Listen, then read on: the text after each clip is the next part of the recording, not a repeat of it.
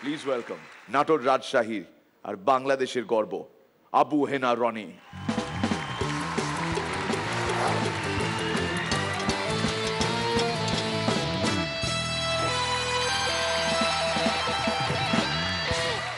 আমি দারুণ অভাবে আছি, টাকার নয় রে ভাই, যোগ নাই আমার কোনো হাতে, তাই চেম্বার খুলেছি দেখি কোনো রোগী যদি যোগ নিয়ে আসে তার সাথে, তাই চেম্বার খুলেছি দেখি কোনো রোগী যদি যোগ নিয়ে আসে তার সাথে। নমস্কার, আসসালামু আলাইকুম। আশেপাশে শুভঙ্কর বাবু নেই তো? না, শুভঙ্কর বাবু এসে আমাকে বললো, ডাক্তার সাহেব এই আপনি অপারেশন করলেন পেটের, কিন্তু মাথা ফোলা কেন? এই আপনাদের জ্ঞান ফিরতেছিল না। দাঁড়ান দাঁড়ান, রোগী চলে এসেছে, বয়স্ক রোগী। আচ্ছা বলেন আপনার সমস্যা বলেন। হ্যাঁ, সমস্যা খুলে বলেন। এইভাবে হবে না। আচ্ছা ঠিক আছে, আপনি এখানে লেখেন। দেখি কি লিখেছে। আমার কথা কেউ শুনতে পারে না। দাঁড়ান দাঁড়ান, আরেকটা রোগী এসেছে। বলেন বলেন আপনার সমস্যা বলেন। হ্যাঁ বলেন বলেন। ও ডাক্তার সাহেব, আমার স্ত্রী আমার প্রতি প্রচন্ড অখুশি। কেন কেন বলেন। শোনেন, ওই আমি যখন ট্রেনে করে যেতাম, ওই ট্রেনের ঝাঁকুনিতে আমি সবসময় ঘুমিয়ে পড়তাম। তাতে কি, ঘরেও এখন ওই সমস্যা চলছে।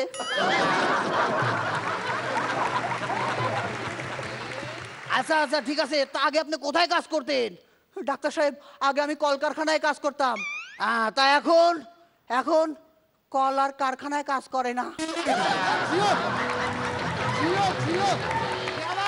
আহা, কি বলেন? আচ্ছা আপনার অন্য কোনো সমস্যা থাকলে বলেন। ডাক্তার সাহেব, আমি দিনে 25-30 বার গ্যাস ছাড়ি। বলেন কি? এ তো খুব ভালো কথা। আসেন আসেন, রান্নাঘরে আসেন, একটা চা বানাতে হবে। দাঁড়ান, একটা ম্যাডাম ফোন করেছে, আমার খুব পরিচিত ম্যাডাম। ম্যাডাম চেম্বারে আসতেছেন? আসার আগে যদি একটা সবুজ রঙের টিপ পরতেন খুব ভালো হতো। চলে এসেছেন? আমি শুধু টিপ পরে আসতে বলিনি। আচ্ছা বলেন আপনার সমস্যা বলেন। ও ডাক্তার, আমার দেখেন জন্ডিসে গা হাত পা হলুদ হয়ে গেছে, আমার ঠিক মতো ঘুম হয় না। ঠিক আছে, এক কাজ করেন, এই হলুদের সাথে লাল রঙের একটা শাড়ি পরবেন, ম্যাচিং হলে ঠিক ঘুম এসে যাবে। দাঁড়ান, প্রেসক্রিপশন দেখতেছি। নেক্সট রোগীকে শিডিউল তো দেওয়া আছে। হ্যাঁ, খায়রুল আলম, আসেন আসেন, চলে আসেন। বলেন বলেন আপনার সমস্যা বলেন। ও ডাক্তার সাহেব, পেটের প্রচন্ড সমস্যা, খুব খারাপ অবস্থা। ঠিক আছে, আপনার পটি পরীক্ষা করতে হবে, এই ধরেন কৌটা নিয়ে যান। ও ডাক্তার সাহেব, খুবই খারাপ অবস্থা। তাইলে আর কি, বোতল নিয়ে যান। ডাক্তার সাহেব, হ্যাঁ আমার আরেকটা সমস্যা আছে। আমার স্ত্রী আমার প্রতি প্রচন্ড অখুশি, খুব ঝগড়া ঝামেলা হয়, আমাকে লম্বা হওয়ার একটা ওষুধ দেন। ঠিক আছে, এই যে মলমটা কাজে লাগাবেন। ডাক্তার সাহেব, আমি নিজে লম্বা হতে চেয়েছিলাম। দাঁড়ান দাঁড়ান, আরেকটা রোগী এসেছে, মহিলা রোগী, আমার খুব পছন্দের। আসেন আসেন, বলেন আপনার সমস্যা বলেন। ও ডাক্তার সাহেব, ডাক্তার সাহেব, আমি সিগারেট খাওয়ার প্রচন্ড নেশা। সিগারেটে এক টান দিলে মনে হয় ওভারকুটটা খুলে ফেলি, সিগারেটে 2 টান দিলে মনে হয় ভিতরেটাও খুলে ফেলি। ঠিক আছে, আপনি গোটা সিগারেট শেষ করে কথা বলেন।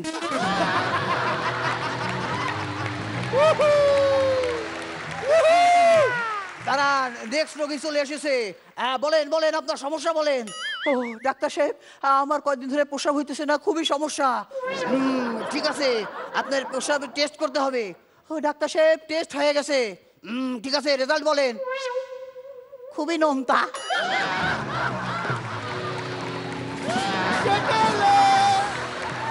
ডাক্তার সাহেব, ডাক্তার সাহেব, আমার পটিরও পরীক্ষা করতে হবে। বলেন কি, কি সমস্যা? সকালবেলা বাথরুমে গিয়ে কত করে বললাম পর পর, পড়লো না। তাহলে আর পরীক্ষা করে কি লাভ? না পড়লে তো শিওর ফেল করবে। ঠিক আছে, চলে যান চলে যান, আজকের মতো অনেক তো হলো। ঠিক আছে শ্রীলেখা ম্যাম, আপনি কিন্তু এখনো চেম্বারে আসেন না, এটা কিন্তু মনে আছে।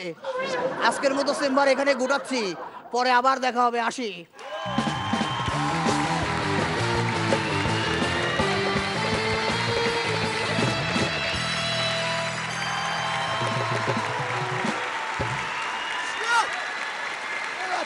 জিও রানী জিও কি বাত।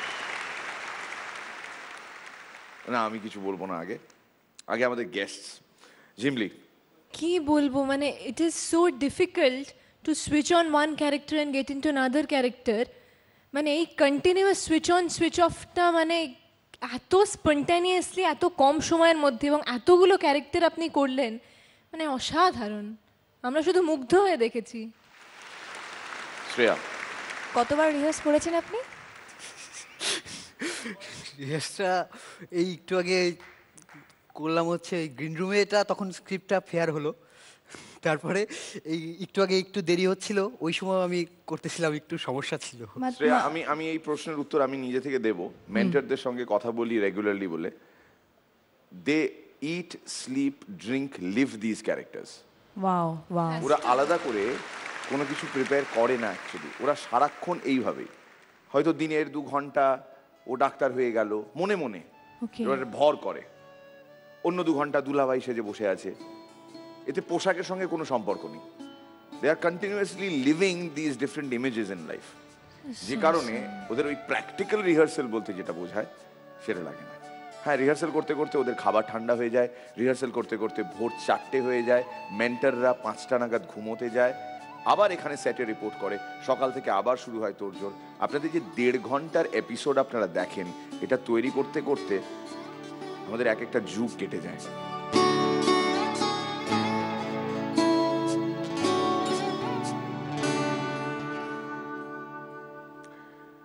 শ্রীলেখা, অ্যাকচুয়ালি একটা বছরের ওপরে রনির মতো যারা কলকাতার ছেলেরা তারা তো ছেড়েই দিলাম, রনির মতো আরও যারা তথাকথিত ওপার বাংলা থেকে এসেছে এবং ডেডিকেটেডলি একটা বছর মিরাক্কেলকে দিয়েছে, জীবন থেকে একটা বছর পরিবার ছেড়ে সবাইকে ছেড়ে এখানে থেকে, কোনো প্রশংসাই বোধহয় সাফিসিয়েন্ট নয় তোমাদের জন্যে। এবং আমার মনে হয় একটা লেভেল অফ ইনসানিটি, একটা লেভেল অফ পাগলামি তোমার মধ্যে আছে। আজ তুমি ওইটা বলেই আজকে এই পারফরমেন্সটা তুমি করতে পারলে। Thank you so much. আমি আরেকটা বলবো যে আমার আজকের ইভিনিংয়ে ওর পারফরমেন্সটা আপাতত বেস্ট লেগেছে, seriously best, really really nice, I really enjoyed a lot. আর এখন জানো শ্রেয়া, তোমাদের দুজনকেই বলি, ওই 25,000 টাকার চেক অ্যাকচুয়ালি কে পেলো, it doesn't really matter. It is much beyond that.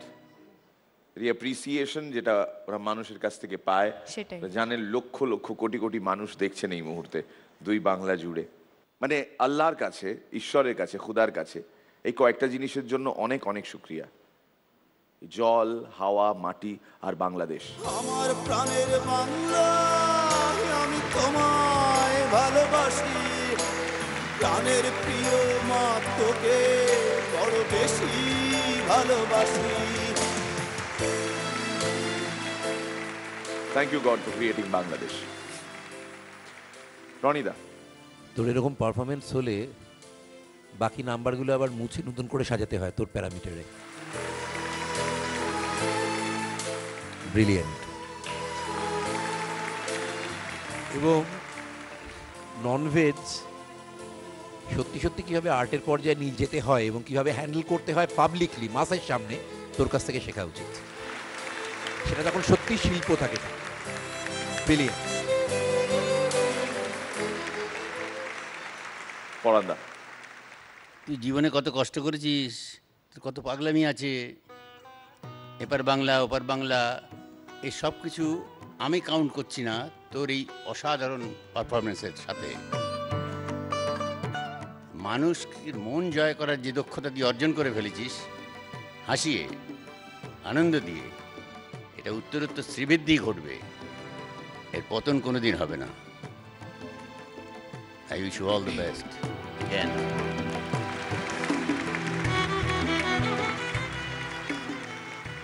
Roni, তোর বয়স কত? 24-এ রানী। আমি তোর থেকে 13 বছর বড়, তাও তোর সামনে।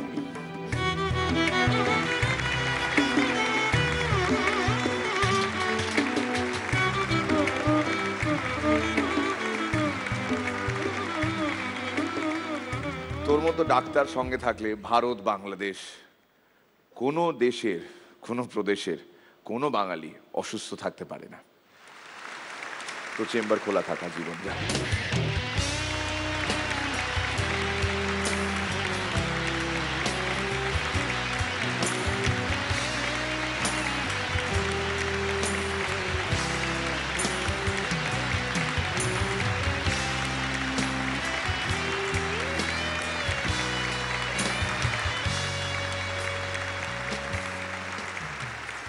আবু হেনা রনি ইতিহাস সৃষ্টিকারী একজন আর্টিস্ট। মিরাক্কেল নিজের গৌরবে গৌরবান্বিত হয়েছে বহুবার। আমরা মিরাক্কেল 5 থেকে বাংলাদেশের আর্টিস্টদের এখানে পেয়েছি, এক একজন শিল্পী, এক একজন নক্ষত্র, এক একজন হীরা তাদের এখানে পেয়েছি। এই দুটো সিজন জুড়ে আমাদের কি উপলব্ধি হয়েছে এটা আমরা জানি আর খোদা জানে। কিছু কথা আপনাদের খুব কাছ থেকে বলতে চাই, এগিয়ে এসো।